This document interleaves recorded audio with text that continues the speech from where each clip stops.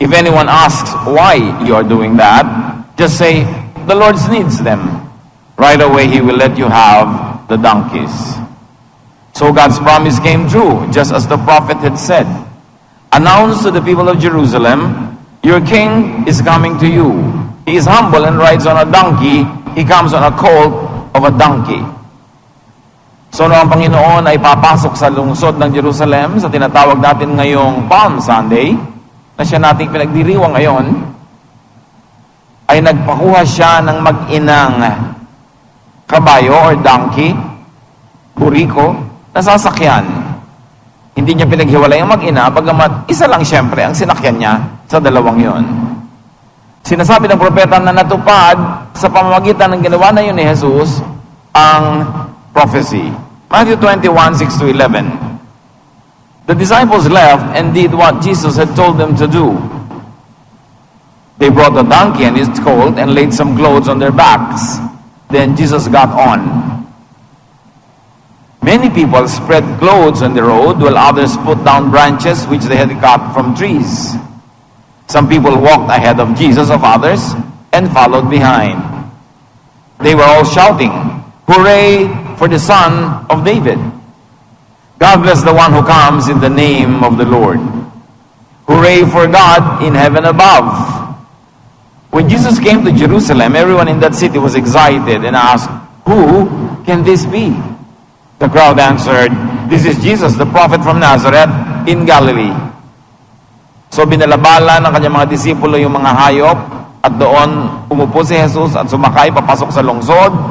At siya naman sinalubong ng maraming mamamayan bilang pagsalubong sa isang hari ng mga dahon ng mga oliba, dahon ng mga palaspas, at mga damit at mga telang kanilang inilatag sa daraanan.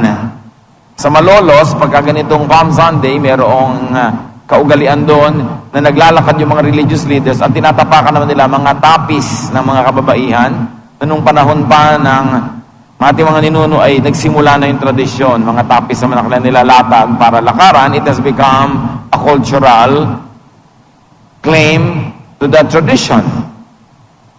At sabi nila, yan, ang dumarating na yan ay si Jesus, ang propetang taga Nazareth. And hooray here, sometimes called Hosanna, could be read as save us. Save us. A warm welcome. Ang culture kasi ng mga Hudyo, masyadong nakapremise sa salvation and condemnation. Kaya sa kanila, napakahalaga yung salvation. Kasi napakadiin sa kanilang kultura yung condemnation and judgment. And here, Matthew connects the event with the old prophecy, Zechariah 9:9, and interprets it as a kingly act of Jesus. Para kay Zechariah, darating ang hari ng Israel. Pero ang Zechariah na ito, ang hinihintay niya, Zechariah was waiting for a political Messiah, a political king and savior. Will Jesus fit this expectation of a political king? Will he lead a political revolt or movement against Rome? Will he set up a political entity, a kingdom? Will his concerns be political and military? Malalaman natin sa mga masusunod na magaganap. Matthew 21:12-13. Sa pagpapatuloy ng kwento, Jesus went into the temple and chased out everyone who was selling or buying. He turned over the tables of the money changers and the benches of the ones who were selling doves. He told them, "The scriptures say, my house should be called a place of worship, but you have turned it into a place where robbers hide." Pagpasok nitong si Jesus sa templo, sa bakura ng templo, ay nagalit na siya agad sa kanyang inabutan. Walang patumanggang komersyo, bilihan, palitan, tindahan. Palibasa, ang kultura ng Israel ay nakapremise sa condemnation of sin, at sila ay umaasa sa offering of animals and blood sacrifices for the cleansing of sin. Nakadevelop na sila ng industriya na ang dami dong hayop na nabibili para siya mong i-offer. Hindi mo nadala-dala yung hayop. At marami siyempre na maging mga unfair trade practices. At sapagkat sa Israel ay hindi pinapayagan yung coin na mayroong nakaukit na mukha ng sino man, ang lahat naman ng dalang offering ng mga Israelitang nakatira sa ibang bansa ay mga coins galing sa bansang yon na may nakaukit na mukha ng hari o ng emperor, hindi tatanggapin sa templo ang ganong offering, kaya may money changers para palitan sila ng local coins na katanggap-tanggap sa offering. And again, a lot of corruption is happening as money changes hands. May mga money changer, may mga nagbebenta ng mga kalapati, mga hayop, at naging komersyo ang buong worship event. The place of worship became a place of and for sacrifice. Commercialized sacrifice event.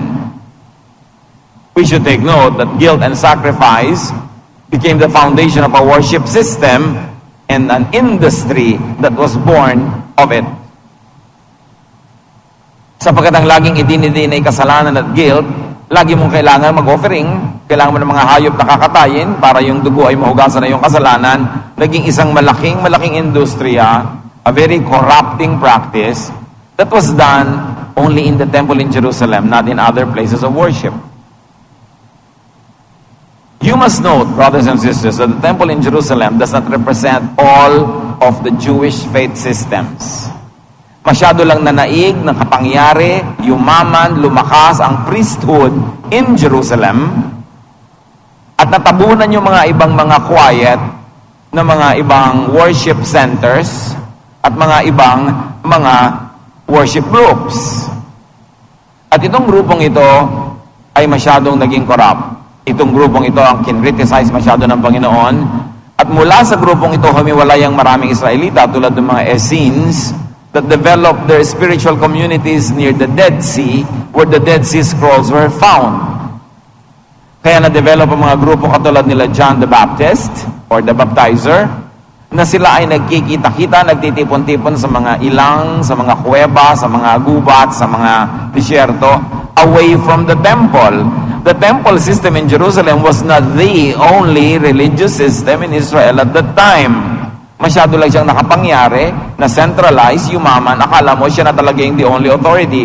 And with that growth and power and wealth came a lot of corruption. Ito ang tinuligsa at inuna ni Jesus pagpasok niya bilang hari. Nilinis niya ang templo. So yung mga tao na sumalubong sa kanya bilang hari, matutuwa ba sila sa ginawa ni Jesus? Inaasahan nila siguro siya pupunta doon sa taluktok ng templo at magde-declare siya ng isang himagsikan laban sa Roma, magde-declare siya ng isang bagong political system, isang bagong kaharian, because they welcomed him as king. But the people were to be disappointed. Jesus was not going to be a political king. He was not going to start a political movement. He was going to cleanse the worship system of the people. So the people were disappointed. That is why in less than a week, they would want Jesus to be crucified. Tinanggap nila si Jesus bilang hari ng Palm Sunday. By Good Friday, he was already dead.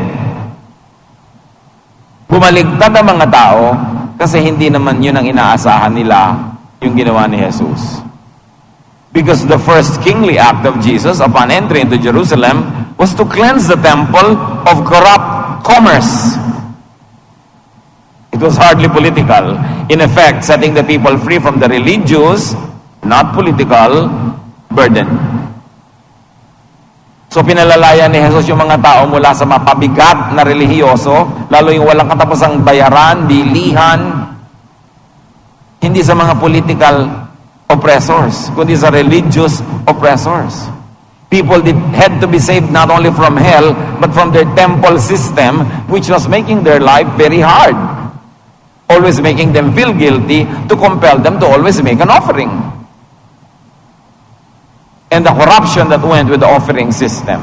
So the first kingly act of Jesus was to detoxify worship. Tanggalin ang mga laso ng mga dumi ng religious system to deconstruct a major practice of the temple priesthood. That's why the temple priests wanted him dead. Jesus was going to hurt them, or it mattered a lot in their pockets. Masisira yung komersyo ng relihiyon. Alam niyo naman, relihiyon, may tendency sobrang maging komersyo. Binibili mo na yung kaligtasan, binibili mo na yung dasal, binibili mo na yung ritual, binibili mo lahat, ang mga itatapal sa katawan mo, sasabit sa iyong leeg. Lahat binibili. Siyempre, ayaw yun ng mga priests. Kaya galit sila kay Jesus. We should note that the Jerusalem or the temple-based worship system had become so corrupted. Hindi ang lahat ng pananampalataya sa Israel ay na-corrupt, pero yung nasa Jerusalem, sobrang corrupted. Note the reaction of the Essenes by the Dead Sea, as we have mentioned, and even John the Baptizer. At matapos ang Christianity ay naging established religion, naging spoiled uli ang church, naging corrupt uli ang church, sumobrang mukhang pera ang church, kaya nagkaroon uli ng reaction ng mga ibang Christians, yung mga ascetics, yung mga nagkulong sa mga sarili nila sa mga monasteryo, sa mga kumbentong hindi sila lumalabas, reaction nila yon sa luho at kalaswaan ng relihiyon. Laging may mga nagre-react sa mga excesses of religion all throughout time. Kaya lang hindi sila laging sikat kasi hindi naman sa kanila nakafocus ang camera at hindi sila ang gumagawa ng news. Kahit false news, ang gumagawa yung makapangyarihan. As you know, history is always told by the winners. Pero laging may resistance to corrupted mainstream religion. At iyon ang unang-unang ginawa ni Jesus. To declare himself as king, not of this world, but of the spiritual world, of the heaven, he cleansed the temple of its corruption. So Jesus' act against commercial and ceremonial sacrifice was prophetic. Bakit niya pinigilan ang pagbebentahan ng mga hayop na kailangan patayin para magkaroon ng offering? Bakit niya pinigilan ang kutakot-takot na komersyo? Because he came to be the sacrificial lamb. Hindi na kailangan bumili ng mga hayop na kakatayin kasi hindi na kailangan magkatayan at all. Dahil siya na yung mamamatay para sa kasalanan ng sanlibutan. He came to offer the perfect sacrifice na hindi kailangang ulit-ulitin, buwan-buwan, taon-taon. He came to make the ceremonial, especially commercial sacrifice, irrelevant and needless. The arrival of Jesus in Jerusalem started to make the temple irrelevant. Bakit? Without animal sacrifice, there will be no need for the temple, which has become the center of sacrifice. Because now Jesus would sacrifice himself in replacement of all sacrifices of all time. And besides, in spite of the sacrifices, nothing was really achieved in behalf of the supplicant or the people who are making the sacrifice. Hebrews 10:1-4. The law of Moses is like a shadow of the good things to come. Anino lang ng darating na magandang bagay, pero hindi pa rin yun ang magandang bagay. The shadow isn't the good things themselves, because it cannot free people from sin by the sacrifices that are offered year after year. Sabi niya, alam niyo, ang batas ni Moses, pakita pa lang, extra, patikim, pahimakas ng darating na real thing. Hindi yun ang real thing, sapagkat ang mga sakripisyong yan, taon-taon mo mang gawin, ay wala namang na-achieve, walang nagagawa. If there were worshippers who already have their sins washed away and their consciences made clear, there would not be any need to go on offering sacrifices. But the blood of bulls and goats cannot take away sins. It only reminds people of their sins from one year to the next.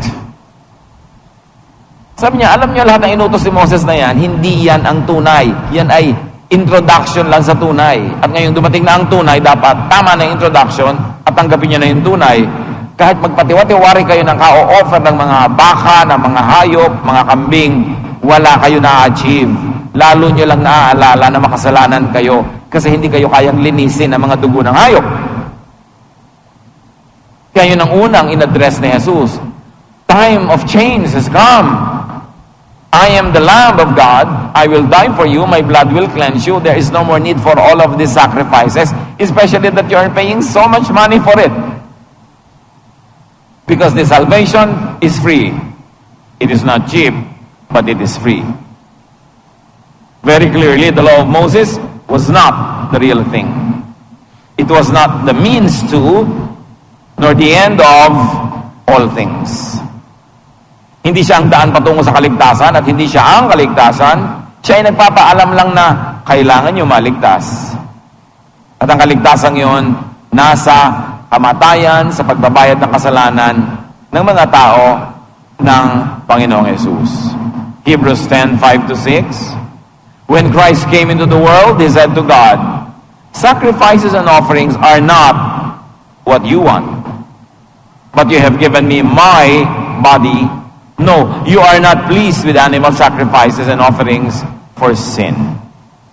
Very clear. Sabi ni Jesus sa Ama, hindi kayo natutuwa sa mga hayop na kinakatay para sa pagliligtas sa tao, paglilinis sa tao. Hindi yan ang gusto nyo. Kaya binigyan nyo sa akin ang aking katawang ito. Ito ang ibibigay na handog para sa kaligtasan ng mga tao, sapagkat ito lang ang katanggap-tanggap sa Ama. Jesus Himself declares that God does not want sacrifices and offerings for the forgiveness of sins. Kaya sobrang katakataka na maski sa panahon natin ngayon, maraming Kristiyanong gustong buuin uli ang templo sa Jerusalem. Para ano?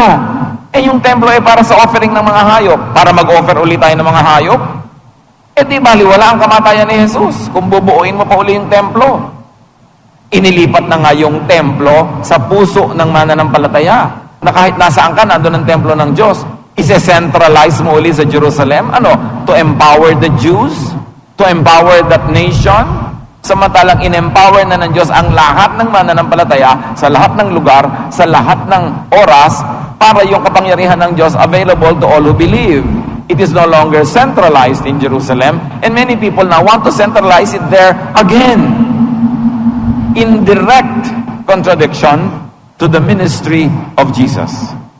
And yet they are deceived into thinking that they are pleasing God by wanting to build the temple again. Hinayaan na nga ng Diyos na masira yon. Kung gusto mo naman Diyos na mabuo yun, di sana hindi na niya hinayaan masira. Bubuuin mo na naman para kontrahin mo ang kalooban ng Diyos. Hindi na kailangan ng sacrifices, therefore hindi na kailangan ng templo sa Jerusalem. Ganun kasimple. The temple of God is moved into the hearts of believers. You carry the temple of God with you wherever you go.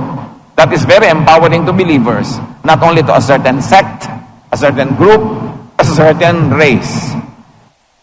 Hebrews 10:7-10. Then Christ said, and so, my God, I have come to do what you want, as the scriptures say. The law teaches that offerings and sacrifices must be made because of sin. But why did Christ mention these things and say that God did not want them? So nakikita niyo yung discussion ng Hebrews? Sabi ng law ni Moses, kailangan niya mga yan. Pero bakit sabi ni Jesus na hindi kailangan? So alin talaga? Bakit para magkaiba? Verse 9, well, it was to do away with offerings and sacrifices and to replace them. That is what He meant by saying to God, I have come to do what you want. So we are made holy because of Christ. Because Christ obeyed God and offered Himself once for all. So sinabi ni Jesus yan at nilinaw niya para mapalitan na ang paniniwala ng mga tao sa mga hayop at mga baka at mga dugo ng hayop. At ang dugo niya at ang kanyang katawan, ang kanyang inialay bilang kabayaran sa kasalanan ng lahat, minsan lang niyang ginawa para sa lahat. Para sa lahat ng tao, sa lahat ng panahon, sa lahat ng lugar.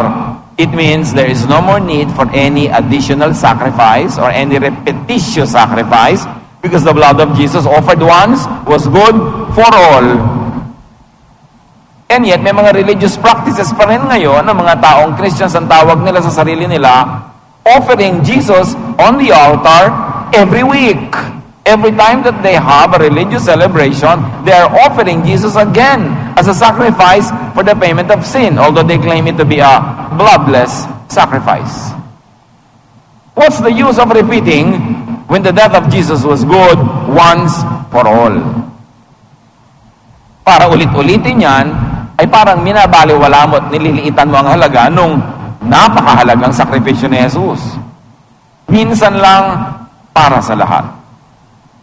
Offerings and sacrifices for the forgiveness of sins, according to the law of Moses, was not what God wanted. In other words, hindi naman talaga yon ang kalooban ng Diyos. Bakit nila na-develop yung sobrang tradisyon na yon? Ewan, kaya ipinadala si Jesus para ituwid yon. Para itama. At para tigilan na ang mga sakripisyo. Pero ngayon, ang dami pa rin sakripisyo. May mga naghihiwa ng sarili, naglalaslas ng likod, hinahampas ng mga kung anong mga tinik, naglalakad sa mga matitinik na lugar, nakayapak. May mga gumagapang pa nga ngayon sa kalsada, gumagapang sa kalye. Parang binabaliwala yung katawan ng tao na mahalaga sa Diyos. Bakit ginagawa yon? Para magbayad ng kasalanan? No need! Kasi binayaran ni Jesus once for all. The observance of Lent, the observance of what we call the Holy Week, should be a time of appreciation for what Jesus did. Not a time to repeat and copy what He did. Dapat sa Semana Santa, nagpapasalamat lang tayo at nagdiriwang dahil sa ginawa ni Jesus. Pero di natin kailangang kopyahin ang ginawa niya. Kasi kung kokopyahin mo, hindi tuloy-tuloy ka nang mamatay ng buong buo. Magpapapako ka ng krus, bubunutin mo rin after 5 minutes. Hindi naman binunot yung kay Jesus after 5 minutes namatay nga siya. Di mamatay ka rin para kompleto. At pagkatapos mabuhay ka muli after the 3rd day. Ngayon, kung hindi mo kayang gawin yon, huwag mo na lang simulan. Magpasalamat ka na lang na ginawa yun ni Jesus para sa'yo. Kaya yung mga iba OA, meron pang mga ibang mga bayan-bayan, lugar-lugar. Ipinagbabawal ng mga religious groups doon, ang mga kasiyahan, ang mga music festival, pagka hindi pa Resurrection Sunday, bawal sa Biyernes Santo, bawal sa Sabado de Gloria, kasi daw, patayan Diyos. Ha? Minsan lang namatay si Jesus, hindi siya namamatay taon-taon. Kaya hindi mo kailangan magluksa kahit Biyernes Santo, hindi mo kailangan magluksa dahil Sabado de Gloria. Lagi kang magdiwang. Pero inaalala mo lang yung nangyari. At ang pag-aalala dapat ay pagpapasalamat, pagdiriwang, hindi pagluluksa. Tapos na ang pagluluksa, pagdiriwang na, kahit pa nga Biyernes Santo. Pero syempre naman, bilang paggalang sa mga ibang gusto magluksa, huwag kang masyadong maingay siguro, huwag kang masyadong loud, pero hindi ka dapat bawalan nila kung gusto mo magdiwang. Kasi pagdiriwang talaga ang message yan. Tapos na ang sacrifice, it was good once for all. To commemorate it, to remember it, doesn't mean to repeat it. At dapat malinaw yon. Hindi kailangang ulit-ulitin ang sacrifice. Hebrews 10:11, the priests do their work each day, and they keep on offering sacrifices that cannot take away sins. Yan daw ang ginagawa ng mga priests. They keep repeating the same sacrifice that cannot take away sin. Di sayang, religious sacrifices are for nothing. Tulad din ng maraming tao ngayon, Diyos ko, hindi po ako kakain ng masarap ng 5 Biyernes para dinggin yung aking panalangin. Hindi mo kailangan yung sacrifice na yun kasi mahal ka ng Diyos. Hindi mo kailangan suhulan ng Diyos para pakinggan ng yung prayer. Pwede kang, Lord, bigyan niyo po ako ng kagalingan sa aking sakit habang nag-e-enjoy ako sa kinakain ko. Hindi masama yun kasi hindi masama ang ugali ng Diyos. Hindi niya sasabing dadasal-dasal ka tapos nag-e-enjoy ka. Dapat nagdusa ka para makinig ako sa dasal mo. Anong klaseng Diyos yun? At yun ang Diyos na ipinapakilala sa atin ng marami. Diyos na malupit, Diyos na kailangan suhulan, Diyos na kailangang magdusa ka bago ka pakinggan. Hindi ganun ang Diyos na ipinakilala ni Jesus. Kaya dapat ang tunay na mananampalataya, lumaya na sa ganitong mga tali, kadena, mga kulungan ng isip. Rejoice, be thankful. At kung gusto mo talagang magsakripisyo para sa kasiyahan ng Diyos, yung pera mo, bawasan mo, ibigay mo sa ibang nangangailangan. Yung masarap mong pagkain, bawasan mo, ibigay mo sa nagugutom. Magpasaya ka sa iba, magpagaling ka ng iba. Yun ang magandang sakripisyo. Mayroong napapala ang iba. Hindi yung sakripisyong nasasaktan lang ang iyong katawan, walang napapala ang iba, at lalong walang napapala ang Diyos. Sacrifice, if what you sacrifice would be useful to others, then that's good. But to hurt yourself only on the premise that God will listen to you better if you are hurting or bleeding, maling-mali naman ang pagkakakilala natin sa Diyos pag ganon. Nakakainisulto para sa Diyos. Hebrews 10:12-14. But Christ offered himself as a sacrifice that is good forever. Now he is sitting at God's right side, and he will stay there until his enemies are put under his power. By his one sacrifice, he has forever set free from sin the people he brings to God. Sa isang pagbabayad ni Jesus, bayad na ang lahat. Lahat ng tao, lahat ng kasalanan, lahat ng panahon. Kaya yung mga taong naniwala na kay Jesus, nagpaligtas na, sasabihin, pag believer na po ako at nagkasala uli ako, babalik ba ako sa hell? Di ba bayad na nga lahat? Alam mo ba ang ibig sabihin ng lahat? Pati yung hindi mo pa nagagawa, bayad na. Hindi ibig sabihin na lisensya mo yun para magwala sa buhay, pero lisensya mo yun para magdiwang, na kung dumarating ang mga panahong ikay naging marupok, nagkamali, nadapa, mahal ka pa rin ng Diyos at ligtas ka pa rin. Christianity is divided between this big issue of losing or eternal salvation. Pero malinaw, bayad na ang lahat. Wala namang nakalagay sa parenthesis na puwera yung gagawin mo matapos kang maniwala kay Jesus. Walang sinabi. At pag sinabing, my peace I give to you, ibig sabihin, ano man ang mangyari, anak ka na ng Diyos, doon ka palang mapapanatag. Pero kung natatanggal yung salvation mo, pag nagkulang ka, hindi ka na naman safe. Paano ka mapapanatag noon? Di, lagi kang worried, lagi kang takot. Eh sabi nga ni Jesus, my peace I give to you. Manahimik ka. Ang pag-ibig ko, ang ibinayad ko, sapat sa'yo. Sa lahat, lahat. Doon ka ba tatahimik? At doon mo maibig sabihin, malalaman na ibig sabihin, you are free in Jesus. Free from fear. Free from guilt. Though you don't deserve it, but the blood of Jesus is more than sufficient for you to have it. Jesus earned it for you. That is why you have a Savior. At yun ang dapat malinaw pag tayo nagsiselebrate ng Lenten season. Jesus' one sacrifice is good for all people. He brings to God at all times. Hebrews 10:15-17. The Holy Spirit also speaks of this by telling us that the Lord said, when the time comes, I will make an agreement with them. I will write my laws on their minds and hearts. Then I will forget about their sins and no longer remember their evil deeds. Nauunawa ba natin ito? Sabi niya, darating ang panahon, ang batas ay hindi na nakasulat sa bato, sa papel, isusulat ko sa puso nila. Ibig sabihin, naturally, automatically, they will obey it.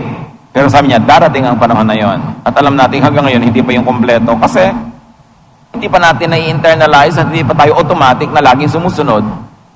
At sabi ni Jesus, pagdating ng panahon na yon, lilimutin ko ang lahat ng kanilang kasalanan. Di ko nagugunitain pa. Di ko na aalalahanin at lalong di ko na isusumbat pa sa kanila ang kanilang mga pagkukulang. Yun ang nakalaan para sa mga believers. While it is not yet fully operational now, rejoice that it will become fully operational and begin to enjoy it now in advance.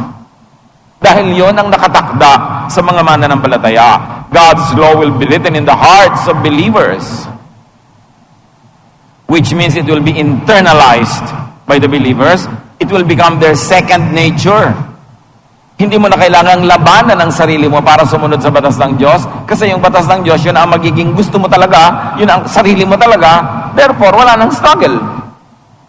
God's law will be unlike Moses' law, which was written on stone. Yung law ni Moses nakasulat sa bato, nasa labas mo yun.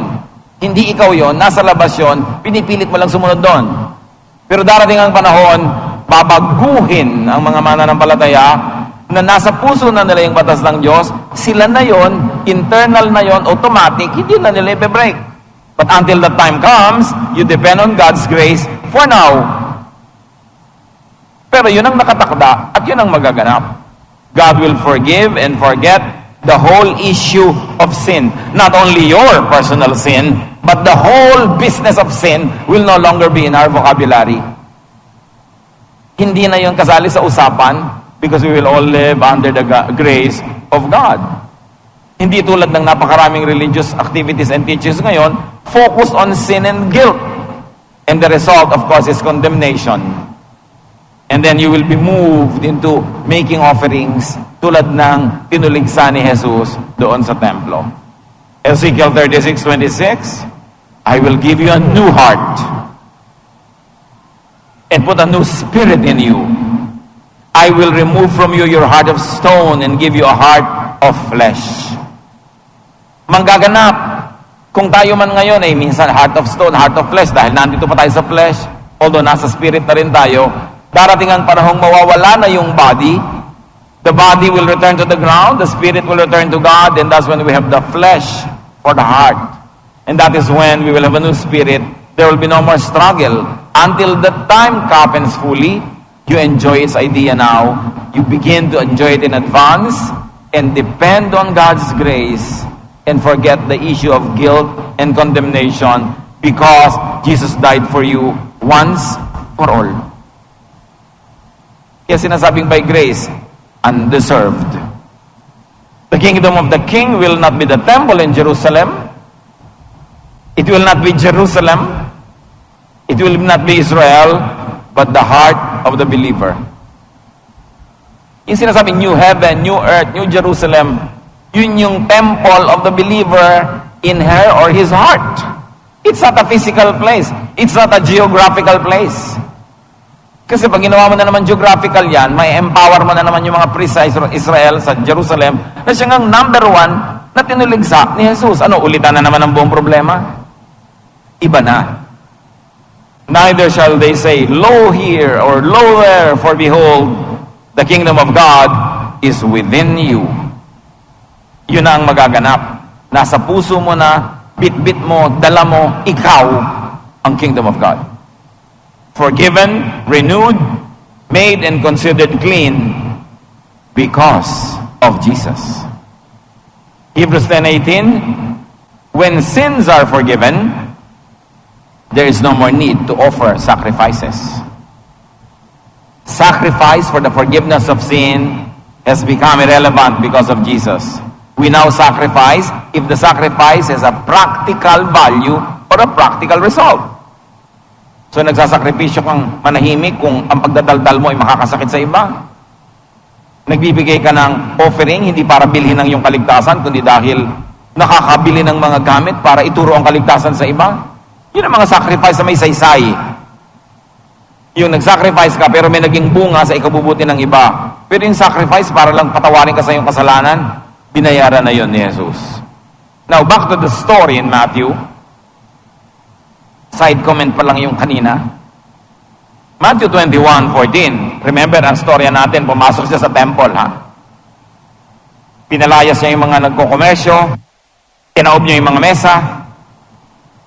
Blind and lame people came to Jesus in the temple, and He healed them. The first act of Jesus the King was to clean the temple, to cleanse worship. And act number 2, the next kingly act of Jesus was to heal, to comfort people. Ang ganda ng symbolism. Why? Kasi kahit ilang hayop ang patayin nila doon, hindi naman nako-comfort yung mga tao. Kahit gano'n sila karelihiyoso, yung mga may sakit pa rin. Yung nagdurusa pa rin. Yung mahirap ang loob, nahihirapan pa rin. Wala silang napapala kahit ang dami nilang relihiyon. Kaya matapos nilinis si Jesus ang templo, ginawa niya ang susunod na mahalaga. Parang sinasabi niya, ang totoo niyan, dapat ang nangyayari dito sa templo, healing. Hindi commerce. People should come to God. People should be ministered to by the church. And the effect should be that they are comforted. Gumagaan ang kanilang karamdaman, kung yun man ay physical. Gumagaan ang karamdaman ng bigat ng kanilang loob. Nakakahinga sila ng maluwag. Nakakatanggap sila ng pag-ibig, pagmamahal, pagpapahalaga. Yan ang dapat nangyayari sa religion. Hindi ko takot-takot na ritual ng sakripisyo. Ang ending, feeling empty ka pa rin, feeling alone, rejected, and guilty. Matthew 21:15. But the chief priests and the teachers of the law of Moses were angry when they saw his miracles and heard the children shouting praises to the Son of David. Imbes matuwa yung mga priests dahil maraming gumaling, nagalit. Kasi hindi sila yung nagpagaling, hindi sila ang bida. The Jewish religious leaders were jealous, angry, and they felt threatened. Sabi nila, mahirap ito ha, nasasapawan tayo, nadadaig tayo, baka mawalan tayo ng follower, mawalan tayo ng income. Jesus would make them irrelevant. Sila yung political. Jesus was not. Matthew 21:16. The men said to Jesus, "Don't you hear what those children are saying?" "Yes, I do," Jesus answered. "Don't you know that the scriptures say, children and infants will sing praises?" And Jesus was quoting Psalm 8:2. Matthew 21:17. Then Jesus left the city and went out to the village of Bethany, where he spent the night. Yun ang king. Pagpasok niya sa Kapitolyo, matapos siyang maglingkod, bumalik siya sa maliit na village, sa labas ng mga pader ng syudad, at doon siya nagpalipas ng gabi. A very humble king. A king that never went to the palace. A king that rode only a very humble animal, not a white warrior horse, as the prophecies of Israel would wait for. Because ibang klaseng king pala ang darating, hindi yun ang ine-expect nila. Kaya pinatay nila within the week. John 18:33 and 36, sinimulan nating verse. Pilate called Jesus over and asked, "Are you the king of the Jews?" Jesus answered, "My kingdom doesn't belong to this world. If it did, my followers would have fought to keep me from being handed over to the Jewish leaders. No, my kingdom doesn't belong to this world." Sabi niya, kung ako magiging hari lang dito sa mundo, dapat ipinaglaban ako ng mga followers ko para huwag maaresto. In fact, nung si Jesus ay nakapako sa krus, legions of angels were on call, awaiting an instruction if he would like to be saved from the cross. But Jesus did not ask for it. In other words, hindi naman talaga military ang kanyang takeover. Jesus is king, but a humble and a caring one, not a political one. Jesus was a king of love. The kingdom of God, the kingdom of Jesus is not of this world. But you know, soon, Christianity was corrupted to become very worldly. And Christianity, as you know in history, became a political, economic, and military juggernaut. Nakikialam sa mga gobyerno, nagpapabagsak ng mga gobyerno, nangihimasok, nagahari sa mga tao, up to now in some places on the planet. A huge, powerful, and overwhelming force and institution, yun ang juggernaut na nangyari sa Christianity. Up to now, many acts of the so-called churches of Christ are so priestly, like in Jerusalem, so Pharisaic, like in Jerusalem, and so political, like in Jerusalem. Some things never change. Dapat ang mga mulat, matatalino, nag-iisip na Kristiyano ang bumago sa ganung paraan. Hindi si Jesus pumunta sa lupa para magtayo ng organisasyon na makikialam sa mga pamahalaan, magpapaandar ng mga bansa at mga imperyo. Ito ay dapat isang kilusan ng mga espiritual na maglilinis sa pananampalataya at magpapaginhawa sa pagdurusa ng mga tao. Yun ang ministry ni Jesus. The kingdom of God, of Jesus, is not organizational. Wala naman tinayo si Jesus na organisasyon. It was not political and definitely not militant. John 18:36, Jesus said, "My kingdom is not of this world. If I were, my servants would fight to prevent my arrest by the Jewish leaders. But now my kingdom is from another place." So the kingdom of Jesus is not in agreement with the Jerusalem temple practice and leadership. Very clear yun. Tapos yung temple na yun, ang gustong i-restore ngayon ng maraming nabubulagang Kristiyano.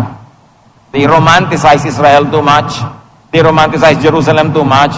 It was the very temple that Jesus cleansed because it was corrupt.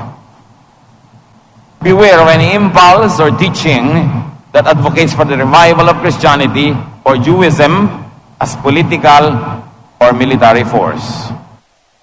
Beware of seductions. Umiwas sa mga panunukso, mga mapanuksong mga guni-guni para ang Kristyanismo o Jewism ay gawing political force. The kingdom of God, of Jesus, is about healing the sick. You want to expand God's kingdom? Heal the sick. With or without doctrine, you heal the sick. That is pure doctrine. Heal those who are physically and emotionally sick. That is pure religion. The kingdom of Jesus is about comforting suffering people. That is missions. Hindi lang religious conversion, mapasunod mo sa iyong sekta, maging member na yung church. Truest mission is to comfort people. That was the ministry of Jesus. It's about accepting the rejects of society. When you accept the rejects of society, you are doing the work of Jesus, minus the religious label. The kingdom of Jesus is about ending the oppressive religious system of sacrifices and of offerings spurred by guilt and condemnation. Huwag lagi nagpapagilty sa tao. Ang ituro mo sa kanya, freedom and liberation through the forgiveness of God. Hindi yung fear, always fear of God, but the love of God. Mahalaga na ipapakilala natin yon. Lagi na lang tayong natatakot na makondemn, maparusahan. Romans 8:1-2. Therefore, there is now no condemnation for those who are in Christ Jesus. Because through Christ Jesus, the law of the Spirit who gives life has set you free from the law of sin and death. Wala na daw na panghuhusga, pagkukondena sa mga anak ng Diyos sa pamamagitan ni Jesus. Dahil sa pamamagitan niya, kayo'y pinalaya niya mula sa batas ng kasalanan at kamatayan. Hindi na kayo naaabot noon. You are above and beyond the reach of the law because the love of God has flown you high above this storm. Jesus came into Jerusalem, into the world, to bring, extend, and open the kingdom of God to everyone. Iyon ang kahulugan ng Palm Sunday. John 1-12, yet to all who did receive Him, to those who believed in His name, He gave the right to become children of God. At pag child of God ka, kahit anong mangyari, child of God ka, tulad ng storya ng prodigal son. Anak siya nung kanyang tatay, siya ay naglayas, nagwala, nagwaldas, pero hindi naging sapat yon para hindi na siya maging anak. Nung bumalik siya, tanggap siya na para hindi siya umalis at mahal siya as usual. Yun ang pag-ibig ng Diyos. Huwag kayong magpabulag sa mga laging nananakot who blackmail you into perfection so you don't lose God's love. Ay, pag nagkamali ka, hindi ka na mahal ng Diyos. Pag nagkamali ka, condemn ka na uli. Hindi yon ang turo ni Jesus. Turo yun ang mga nananakot. Yung those who blackmail you into holiness. Dapat, you are being holy, you are being perfect, being made perfect because you love God. But in times that you fail, you know that the love of God sustains you at mahal ka pa rin. At yun dapat ang mensahe natin sa ating sarili at sa ating kapwa.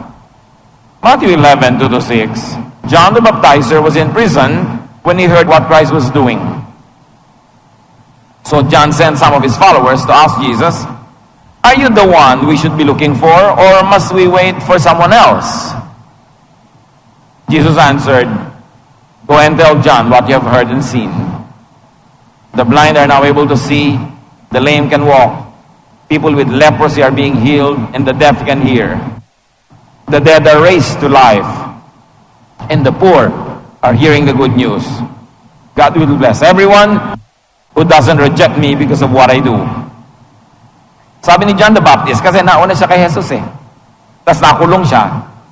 Nung nabalitaan niya ang ginagawa ni Jesus, nagpadala siya ng mensahero, itanong nyo, kayo na po ba yung hinihintay namin? Kayo na ba yung the one, the Savior? Kayo na ba yung the kingdom of God? At sabi ni Jesus, sabihin mo kay John, ang lahat ng ito, yung mga nagdurusa, nakakakita na ng lunas, ng pahinga, sabihin mo sa kanya, yun ang kingdom of God, yun ang kahulugan ng kingdom of God, kaya dumating na ako na ngayon. the Messiah, the Savior, the King, will be known for healing the sick, giving life to the dead, giving the good news to the poor in spirit, and he'll be known for compassion. This is what the kingdom of God is all about. This is what the entry into Jerusalem and Holy Week and Jesusness are all about. Observe the essence of Palm Sunday. Cleanse your temple of all the misconceptions about God and His kindness. Cleanse your temple of all the commercialism, of all the attempts to pay for your sins and to sacrifice. Accept the grace of the Father through Jesus. Have peace. That is the message of Palm Sunday. Extend the kingdom of God, of Jesus, to others and to yourself. Maging mabait tayo sa ating mga sarili at sa ating kapwa dahil mabait sa atin ang Diyos. Purify religion and religiosity of commercial, political, militant, condemning, and guilt-inducing agenda.